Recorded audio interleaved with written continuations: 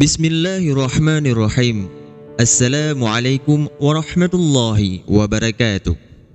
Sahabatku yang dirahmati Allah, kisah Nabi Sulaiman alaihi salam dengan pemuda yang tinggal di dalam kubah patut dijadikan renungan dan pelajaran bagi kita semua dalam kehidupan ini.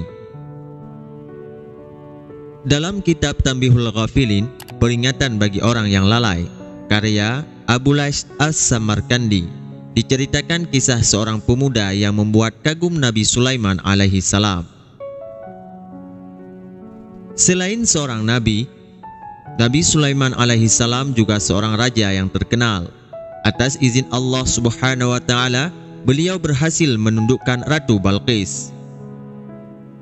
Nabi Sulaiman alaihi salam juga dikenal sebagai manusia yang bisa berdialog dengan semua hewan.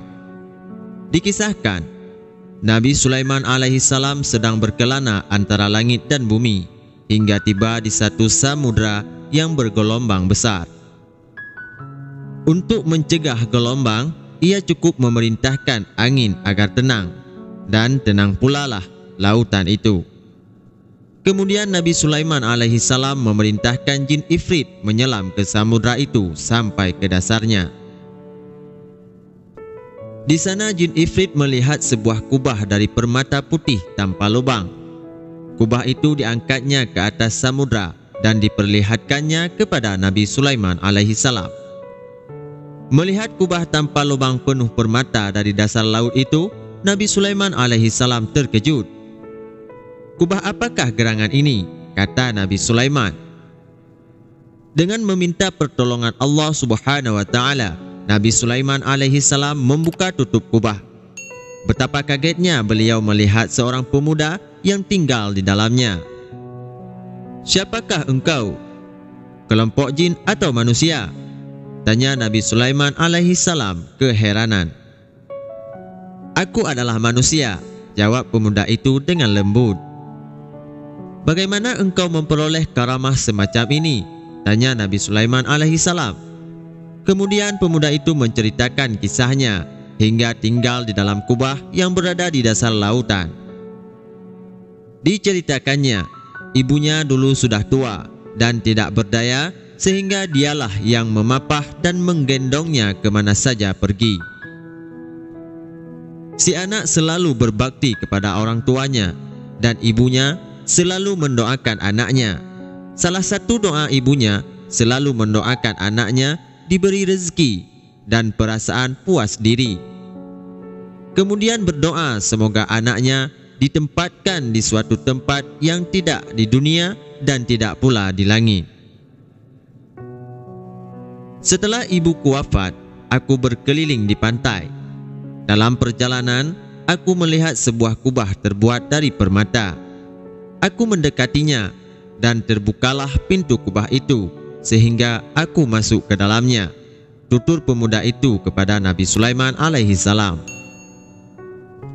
Nabi Sulaiman alaihi salam yang diberi kemuliaan berjalan di antara bumi dan langit itu menjadi kagum terhadap pemuda itu. "Bagaimana engkau boleh hidup di dalam kubah di dasar lautan itu?" tanya Nabi Sulaiman penasaran. "Di dalam kubah itu sendiri, aku tidak tahu di mana berada, di langitkah atau di udara.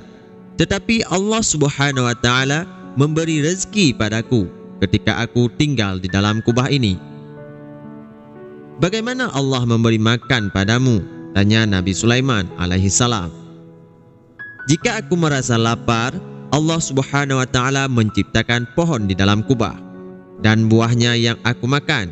Jika aku merasa haus, maka keluarlah air yang teramat bersih, lebih putih daripada susu dan lebih manis daripada madu," jawab pemuda itu. Lalu Nabi Sulaiman alaihi salam bertanya lagi, "Bagaimana engkau mengetahui perbedaan siang dan malam?" "Bila telah terbit fajar, maka kubah itu menjadi putih. Dari situ aku mengetahui kalau hari itu sudah siang. Bila matahari terbenam, kubah akan menjadi gelap, dan aku mengetahui hari sudah malam," tutur pemuda itu. Usai menceritakan kisahnya, pemuda itu lalu berdoa kepada Allah Subhanahu wa taala, maka pintu kubah itu tertutup kembali dan pemuda itu tetap tinggal di dalamnya. Demikianlah kisah kenikmatan bagi orang yang berbakti kepada orang tuanya. Semoga kita diberi taufik dan kekuatan agar bisa berbakti kepada orang tua. Wabillahi taufik wal hidayah. Wassalamualaikum warahmatullahi wabarakatuh.